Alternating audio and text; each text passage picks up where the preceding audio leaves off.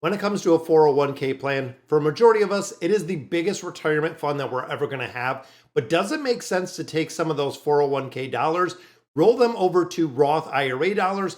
That way, you have the opportunity for tax free growth, tax free withdrawals during retirement, and also avoiding those RMDs.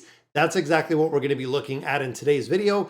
Does it make sense to take some of that pre-tax money, move it over to the Roth variation, paying your taxes, of course. Now, a few pros and cons for this one. The big one, when you do the conversion, you're going to have to pay taxes. So depending on what bracket you're in, where you're at, does it make sense to move it over? When we start looking, it is a very dynamic shift that we're starting to see. And this was actually one of the biggest years in 2024 that we have seen a lot of people making the conversion from that 401k into the Roth IRA. Now, there are a few circumstances where it might not be appropriate, which I want to cover, and also some circumstances where it is absolutely appropriate. So looking at some of the reasons really not to do this is if you're very close to retirement. When you start thinking about putting money into a Roth IRA, you want it to grow tax-free, you want it to be tax-free, but of course, if you're putting it very close to retirement and you're gonna have a need to utilize those funds and using them to supplement Social Security, doesn't make sense at all to go ahead and make that conversion, paying taxes now with money that you anticipate using within a very short term. Now, once you do the conversion as well, remember there is a 5-year rule. That is right, 5-year withdrawal limitation on conversion. So if you're converting it, does it make sense to keep the money in there? So essentially what I'm doing, and I want to share it with you guys, breaking up a 401k and having a 401k in the traditional, getting a tax advantage now, also putting a portion into a Roth 401k or a Roth IRA as it sits today. So the anticipation is the money that is sitting in a traditional 401k is going to be what is going to be used and really shore up any loose ends or shore up any deficiencies that we see when it comes to the supplementing of Social Security. The Roth money, on the other hand, is money that is going to be absolutely tax-free growth that we don't anticipate to use at all. This is going to be the money that is set aside to build generational wealth, to make sure that we go ahead and have that on the side. And again, using some of the pre-tax money or that traditional money that is going to be achieved or really taken through RMDs. Now, Roth conversion strategies, again, doesn't make sense. This is where working with a skilled tax advisor, when you start looking at retirement funds in a 401k plan, they are subject to federal tax when they are withdrawn. This is where, again, a lot of people think the traditional funds, the traditional 401ks, when you add in the growth factor, the Roth is always the better option. The Roth variant is always the better option for 401ks and for IRAs because they could also be subject to state, local taxes, but it is the RMD rule and the requirement to take that. So for instance, let's say you start out, you're 18 years old, you're putting 15% or maxing out those IRAs, you start putting more money into the 401k plan. Now you start maxing that out, you start building a nest egg. All of a sudden, over the course of 40 years, you're now 58, thinking of 65 to retire. You're getting ready to retire. You have all of this money that is in these accounts. If it is pre-tax, chances are you could be looking at $2, $3, $4 million in these retirement accounts in their entirety. When it comes to the RMD, when it comes to you taking money out and taking money out, if you need that money or not during retirement, you're going to have to pay tax. And of course, you're going to pay tax on the much larger balance that you're going to have from really that compounding that we're seeing when you start looking again at the biggest nest egg that you can think. When you start taking money out of there, it can create a very, very big tax burden for retirees, meaning that it could actually put you in a higher tax bracket because of the contributions and the growth factor. You could actually be earning more or paying more in taxes during retirement. And again, it's really very specific to an individual situation or a standard. If you're an individual that makes 50,000, let's say, you make 50,000 a year, you start putting away 15 or 20% in the course of 40, 45 years, you can far eclipse through RMDs what you're making at the 50K a year.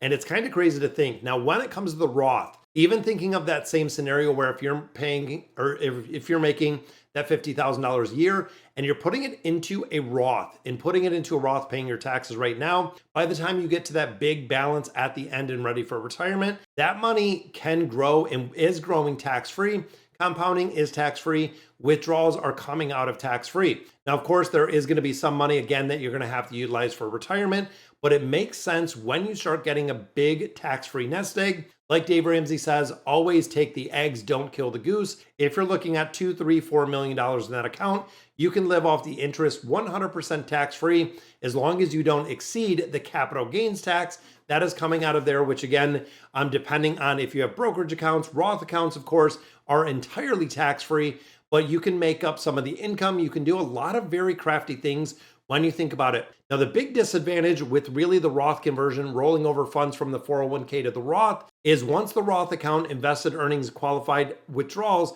are both tax-free. That, of course, is one of the big advantages, but Roth accounts are not subject to RMDs, which is better for retirement. You can control the funds and really use them where you need to. However, the big thing is the upfront tax bill. This is where, when it comes to high income earners, when it comes to individuals that have a significant amount of income, does it make sense to not take the tax benefit when you're earning $100,000, $150,000, $200,000 a year? Does it make sense to go ahead, pay the taxes up front, pay the taxes now, don't take the tax benefit, and really go in for the Roth? For me personally, the answer to that is absolutely yes. Now, the reason being, when we start fast forwarding 20, 25 years, we don't know where the tax brackets are going to be. We don't know exactly what it's going to look like. So it doesn't mean locking and really entering everything into the Roth. Like I said, coming up with a strategy, coming up with exactly how this looks. For example, consider a single $100,000 earner in the 22% tax bracket, which is where they are for 2024,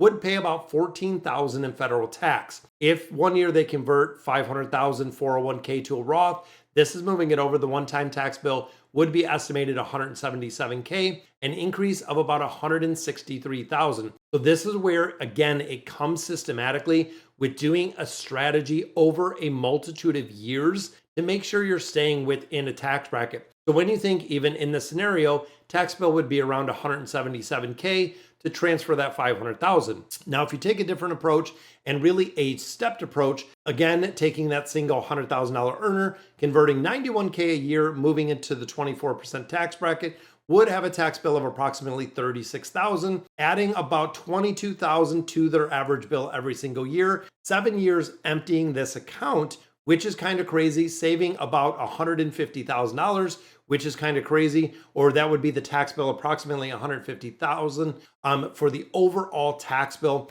So when you think of the gradual conversion versus doing it all at once, you would save over $10,000 that would stay in that retirement account that you would have available when you're doing the conversion to the Roth, just by simply spacing it out for a multitude of years. Now, for instance, this is something that we did a couple years ago, had $50,000 into a IRA, a traditional IRA account. We converted $10,000 every year. And the reason why we stuck with $10,000 or a little less or a little more was to stay in a lower tax bracket.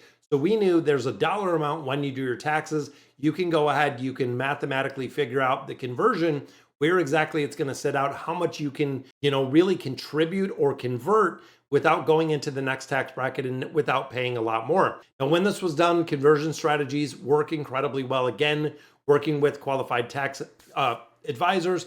Now, Roth conversion limitations. Now, this is where we talk about kind of the pros or the cons of this, which when we talk about Roth conversions are not always the best move. Now, a couple scenarios of this is retirees that know guaranteed they're going to be in a lower tax bracket when they get in there. And also, if you have a very, very short runway until retirement, because remember, they are subject to that 5-year tax rule after the conversion, making sure that you know exactly what you're doing, how you're moving the money, what money are you going to need, and really budgeting. When it comes to budgeting and knowing exactly what you're going to owe and what you're going to need on a monthly basis during retirement, what part of that is going to be Social Security? Is there going to be a pension? Is there going to be income you're going to have to draw out of these retirement accounts? What are you going to need to live and sustain the lifestyle that you do enjoy during retirement? And making sure, again, that you do work with a tax advisor, figuring out exactly the plan to get the money, but ultimately going into their tax advantage. Roth is really the good choice.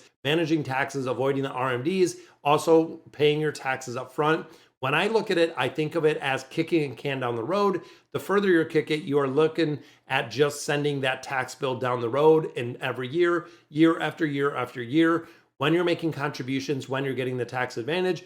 Then, of course, you get in retirement, you're taking massive RMDs. Now you're in a whole nother bracket because of what you have to take out of there. And it might not even be money at that point that you do have to use. So guys, that's going to do it for today's video. Let me know in the comments what you guys think. And as always, thank you guys for watching.